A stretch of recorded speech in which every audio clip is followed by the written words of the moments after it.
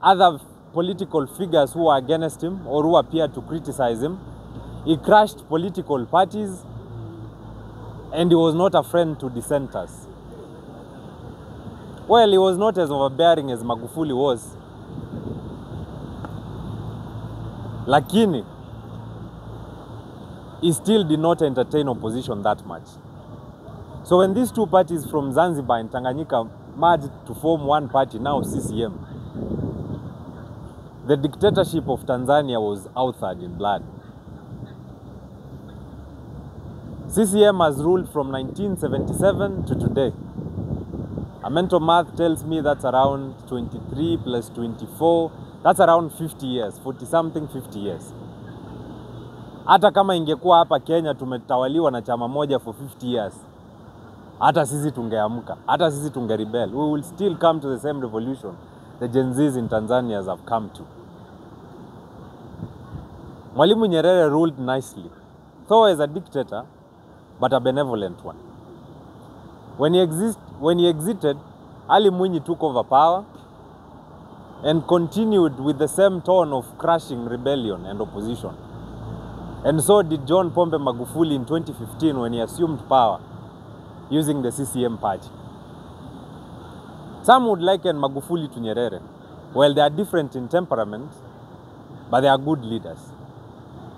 Magufuli believed in integrity, and he was fighting corruption to his deathbed.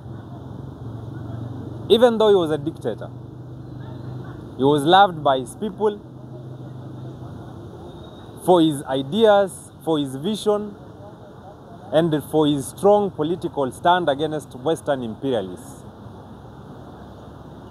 Those that remember, Magufuli said COVID-19 is not a disease. It has been manufactured by Western imperialists to fulfill a certain agenda. And so, yes, Magufuli was an African giant, a Tanzanian one for that matter. But the same tone of despotism still continued into his reign. Magufuli took so many political prisoners who were once fierce political candidates and political opposition leaders. Magufuli imposed media bans on media houses in Tanzania. He clamped down newspapers that appeared to be anti-CCM or anti-government for that matter, because he was not a Democrat. He was doing what he knew best, what was bequeathed to him from his predecessors, the former presidents who were dictators like him. So yes, here is a paradox. A good guy who is a good dictator, but one who crushes the freedom of expression, the freedom of media, the freedom of political association, and recounts all political rights for all citizens in Tanzania. To Magufuli, CCM was Baba na Mama, just like KANU was to us in the 80s and in the 90s. The wave of multi-party politics in Tanzania was reintroduced in 1992, the same time Kenya reintroduced multi-party politics. This was because there was a general sweep and wave of change in Africa that was pushing for a return to multi-party politics. But today, the main opposition parties in Tanzania, ACT Wazalendo, Civic United Front, Chadema, and the others, have never really tasted this newfound freedom of political aspirations or to belong to any party, because they have been crushed from one election cycle to another. Now comes Samia Suluhu, taking on from Magufuli, still following in his footsteps, still crushing opposition, jailing all dissenters, abducting others, and forcefully disappearing the rest. At first, when she started in 2021, Samia started at a good note.